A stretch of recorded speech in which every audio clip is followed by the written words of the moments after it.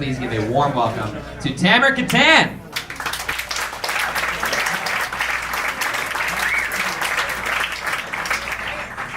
Give it up for Nick one more time. Hey look, a real Arab. Did you guys know a real Arab was gonna be here? Is it scary? A little bit, right? It is. It's like watching Fox News at an IMAX theater. Ooga booga. It's so scary, man. Stupid Donald Trump. I'm a man. I'm not a monster. I just like hummus more than you. That's all. It's a weird time to be an Arab, you guys. It's a really weird time to be an Arab. People talk to me like I'm not a real American. I've been here since I was 8 years old. People say crazy things to me. One of my friends goes, "Hey man, you're from overseas." What? You're from overseas? Why do so many countries hate America? And I go, listen man, I love America. But I'm not confused about why other countries don't like us.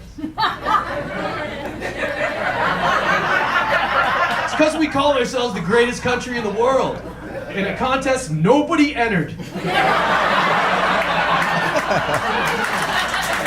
Nobody entered. That's crazy, right? We created that contest, entered it alone, judged it ourselves, and said, we win! America out-Kanye'd Kanye! That's crazy! That would be like some guy walking up here going, "Excuse me everybody, my name is Tim, and I'm the best guy here."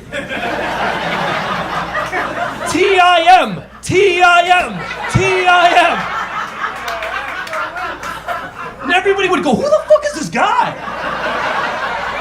And why is he so mean to black people?" It's true, we call ourselves the greatest too much, we don't pay attention to our mistakes. The way we treat black people is criminal, period. Enough. Enough, right? And thank you. And it's not just the recent news. Look at a year ago in Charleston, a white kid kills 11 black people in a church, and a week later it's not even on the news anymore. Before the bodies were even cold, one of my gun owner friends was like, "Guns don't kill people, people kill people." I'm like, yeah, that's obvious. That's like saying teeth don't kill people, sharks kill people.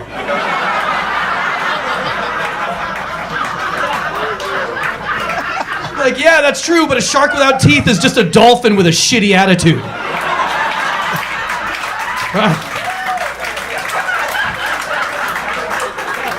I can handle a racist fish that's unarmed. Stop letting him buy semi-automatic teeth, man. One of my comedian friends goes, "You can't talk about Charleston anymore, that was a year ago." I go, "I'm gonna still talk about it because it still makes me mad. Also because I think the world would be a better world if we were as outraged by violence as we are by gluten." It's true. One of my vegan friends was like, "I can't remember, it was a year ago. Was it Charlotte or Charleston?"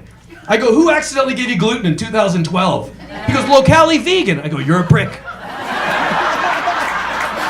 You're officially a prick." Right. I had a crazy thing happening. My mom is, I'm so lucky. She's like one of the sweetest, kindest people in the world. Everybody loves my mom. But about a couple weeks ago, a kid went up to my mom wearing a "Make America Great Again" hat. Can't make this shit up. And he goes up to my Jewish mom and says, "What are you doing here? Are you a Syrian refugee?" I don't have a problem with him asking my mom if she's a Syrian refugee. She's Middle Eastern, and Syrian refugees are not criminals, they're victims. But I do have a problem with him asking her where she's from. Who are these people, man? There's only one race, human race, that's it, right? That's it. Everything else is fake. It's a shared fiction for the powerful to control the people. That's it. That's what, even if you don't believe in religion, if you believe in science, the one thing religion and science agree on is we all came from the same two shitty parents. It's true. It's true. We're all brothers and sisters, but we don't want to remember that because it would make having sex with each other disgusting. And I think about this a lot. I think about why do we judge each other so harshly and forget that we're all the same race? Why do we do that? And I was thinking about this while I was smoking weed and watching Animal Planet. And I got into it because that's, we're all animals, so I watch Animal Planet to understand my friends, you know what I mean? So I'm watching Animal Planet, there was a mama tiger playing with a baby tiger. It looked like they were playing, but the narrator explained that they were really fighting. And I said, do we have that? Do we have something like that in our culture where we think we're playing, but we're really learning how to fight? We do. It's sports. Sports teach us how to love and hate things that are fake and love and hate people we don't even know. When a basketball team in LA plays a team in San Francisco, we're like, fuck San Francisco. We're from Southern California. And then San Francisco wins and plays Texas, and we're like, fuck Texas. We're Californians. And then Texas wins and goes to the Olympics and plays Bosnia, and we're like, fuck Bosnia. We're Americans. Just keeps changing, man. It's all fake. Everything in sports is fake. The Los Angeles Lakers, where's the lake? There's no lake. The Washington Wizards, there's no wizards in Washington. Those are vampires. And you gotta be a real asshole to think there's any jazz in Utah.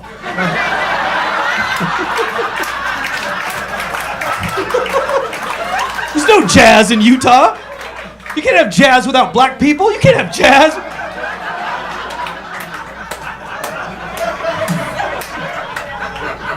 I'm an unusual person for a lot of different reasons, but one of them is that I'm an ex-drug addict, which is something that upsets people. They get mad when I say that. They say, once a drug addict, always a drug addict. But I don't like that, because my situation has changed. Like if you would have asked me to describe my hair 10 years ago, I would have said curly. But I don't say that anymore, because my situation has changed. Right? Besides, I was lucky. I'm not a regular drug. I wasn't addicted to drugs. I was addicted to not feeling sad. Right? People always tell me my whole life, boys don't cry. Great, drugs will solve that. Right? Because if happiness was money, drugs would be credit cards. That's not your happiness. You didn't earn that. You just borrowed it from some really shady loan shark. And if you had a crappy childhood, congratulations, you've been pre-approved for the Discover Drugs card. And that's why I don't like Donald Trump. I know it sounds like a weird turn, but it is why. Because America's addicted to racism the way I was addicted to cocaine. It's not something we want to do, but it's something we keep doing, even though it hurts us. There's embarrassing pictures in my family's photo albums, pictures that hurt my mom's heart. There's embarrassing pictures in our history books, pictures that should hurt all of our hearts. The way we treated black people, Japanese internment camps, Native American Indians, that's not the best of us, that's the worst of us. And Donald Trump knows this, and he speaks to America the way my drug dealer spoke to me.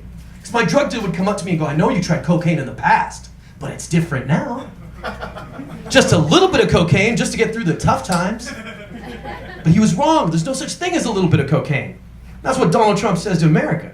I know you tried racism in the past, but it's different now. It's just a little bit of racism. It's just Muslims. The marijuana of racism.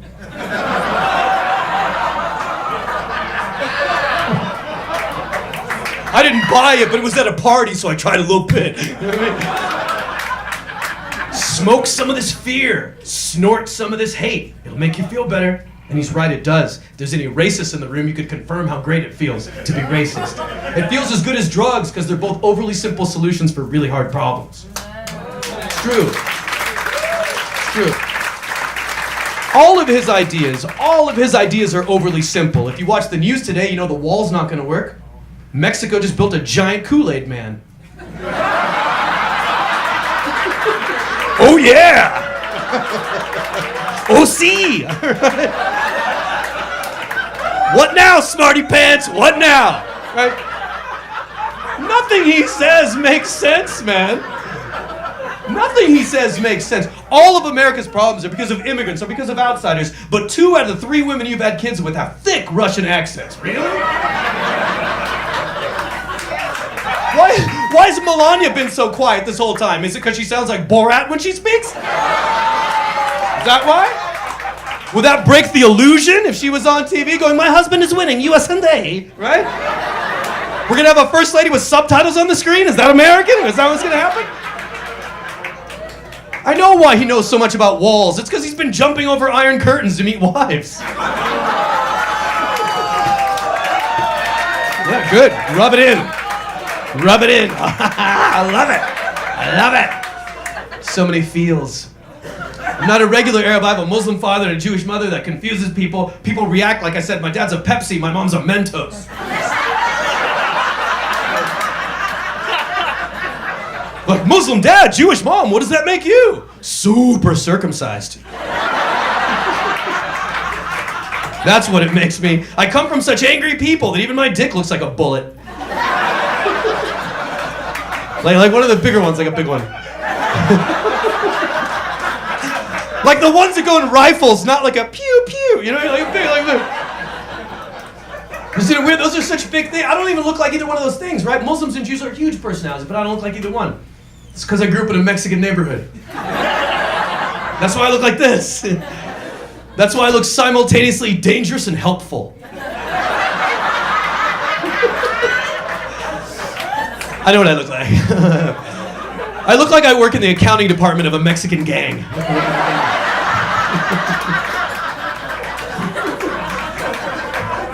I told you, save your receipts, Spider! We're gonna get audited, vato.